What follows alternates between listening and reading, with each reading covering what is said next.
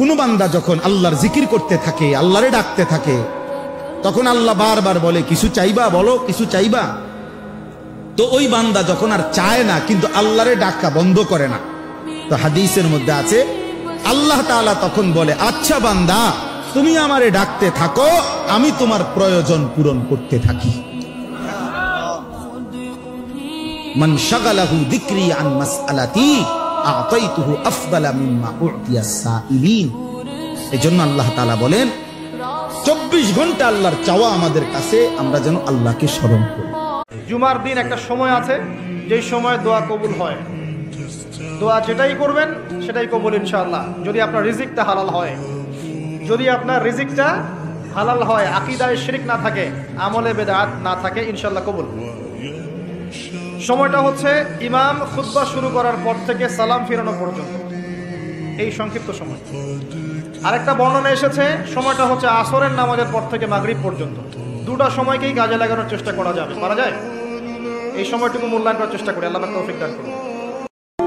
আর আমরা তো কিছু হলেই গালে থাপ্পড় মারি না, এটা করি না? এই হাদিসটাও মনে রাখবেন, মানুষের গালে মারা নিষেধ আছে, জানতেন? মানুষের চেহারার মধ্যে মারা নিষেধ আছে। এই গালে চর মারা, গালে নাকে ঘুষি মারা, এই জিনিসগুলো নিষেধ আছে।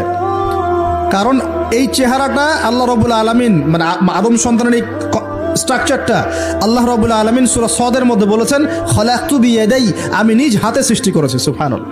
তুমি যদি মুসলমানের সন্তান হয়ে থাকো, তাহলে আজকে তোমাকে এই চিন্তা করতে হবে, এমন কাজ আমি করব না যেই কাজের জন্য আমাকে মৃত্যু পরবর্তী জীবনে আমাকে গুনাহ পেতেই থাকবো, এই কাজ আমি করব না। এটা মুসলমান, এটা হলো মুহাম্মদ সাল্লাল্লাহু আলাইহি সাল্লামের কলিজার টুকরা উম্মত, এটা হলো উম্মতের পরিচয়। আর আমরা তো কিছু হলেই গালে থাপ্পড় মারি না, এটা করি না? এই হাদিসটাও মনে রাখবেন, মানুষের গালে মারা নিষেধ আছে, জানতেন? মানুষের চেহারার মধ্যে মারা নিষেধ আছে। এই গালে চর মারা, গালে নাকে ঘুষি মারা, এই জিনিসগুলো নিষেধ আছে। কারণ এই চেহারাটা আল্লাহ রাব্বুল আলামিন, মানে আদম সন্তানের এই স্ট্রাকচারটা আল্লাহ রাব্বুল আলামিন সূরা সদের মধ্যে বলেছেন, খলাকতু বিয়াদাই, আমি নিজ হাতে সৃষ্টি করেছি। সুবহানাল্লাহ। আজ থেকে শুরু হবে দুর্গাপূজা, সবাই সাবধান। আপনার একটি ভুলের কারণে হতে পারে ভয়ঙ্কর গুনাহ, যা কখনো ক্ষমার যোগ্য হবে না। আমাদের প্রিয় নবী হযরত মুহাম্মদ সাল্লাল্লাহু আলাইহি সাল্লাম বলেছেন, যে ব্যক্তি পূজা দেখতে যাবে এবং উপভোগ করবে, তাদের হবে শিরক গুনাহ, যা কখনো ক্ষমা হবে না। আর হ্যাঁ, আমি আপনাকে জানিয়ে দিলাম, মুসলিম হিসেবে এখন আপনার কর্তব্য দ্রুত আপনার সকল মুসলিম বন্ধুদের শেয়ার করে তাদেরকে বড় গুনাহ করার আগে সচেতন করা।